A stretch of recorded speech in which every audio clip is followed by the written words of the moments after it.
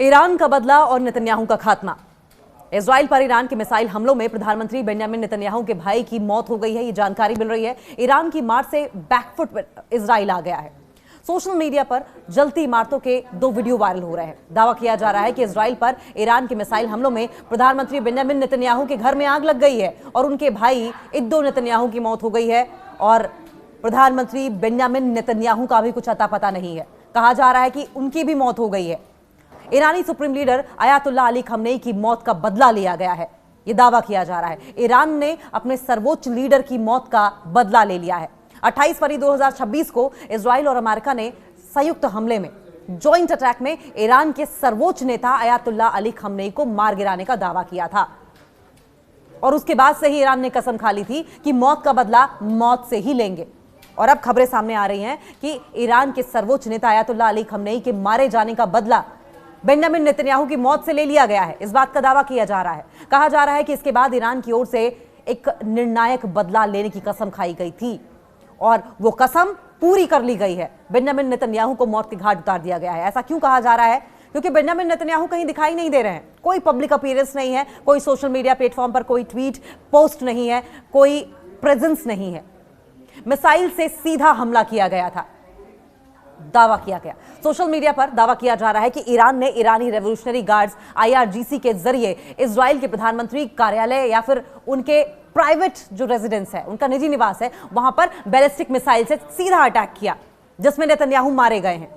अचानक उनका public platform से गायब हो जाना, उनकी अपीयरेंसेस ना होना, जानकारी ये मिल रही है कि इस बात पर, ये जो उनकी डिसअपीयरेंस है अचानक हर जगह से, हर प्लेटफॉर्म से, इस बात पर जोर दे रही है कि 1 मार्च के बाद से नेतन्याहू के वीडियो जारी नहीं हुए हैं, केवल लिखित बयान आ रहे हैं।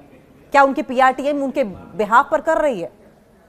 केवल लिखित बयान आ रहे हैं जो उनकी मौत या फिर गंभीर रूप से घायल होने का संकेत दे रहे हैं। किसी को नहीं पता बेंजामिन नेतन्याहू कहां है, वो गायब हो गए हैं, वो दिखते क्यों नहीं है, उनका कोई वीडियो क्यों नहीं सामने आता, उनका कोई बयान क्यों नहीं दिखाई देता, उनकी कोई फोटो क्यों नहीं सामने आ रही है। इजराइल की खामोशी भी इस बात का इशारा कर रही है कि बेंजामिन नेतन्याहू को मार दिया गया है या फिर वो बुरी तरीके से जख्मी हालत में है। दावा किया जा रहा है कि इजराइल अपने सबसे बड़े नेता की मौत को छिपा रहा है ताकि देश का मनोबल न टूटे। ईरान के लिए ये जीत क्यों है? बेंजामिन नेतन्याहू का गायब हो जाना जीत क्यों माना जाए? ईरान की सबसे बड़े दुश्मन का खात्मा। सबसे बड़ी बात तो यह है, ईरान के लिए खमनेई की हत्या के बाद नेतन्याहू को मारना उनके लिए एक बड़ी मनोवैज्ञानिक जीत मानी जाएगी।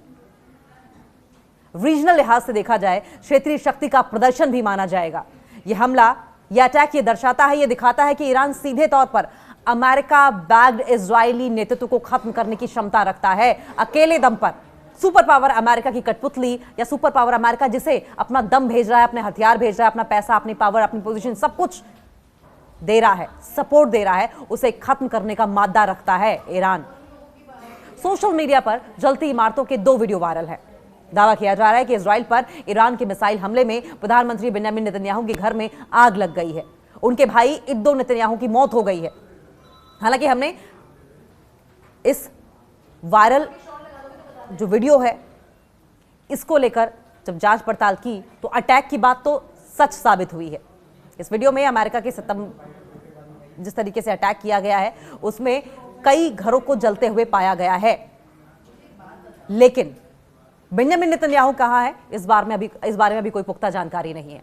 28 फरवरी को ईरान पर इजराइल और अमेरिका के हमले के बाद ईरान ने भी गल्फ कंट्रीज के साथ साथ इजराइल पर मिसाइल और ड्रोन से अटैक किए।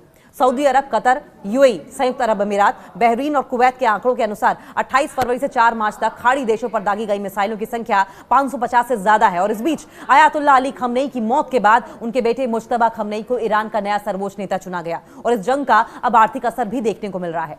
हॉर्मुज स्ट्रेट बंद होने और खाड़ी देशों के रिफाइनरीज पर हो रहे हमलों से कच्चे तेल का संकट गहराता जा रहा है।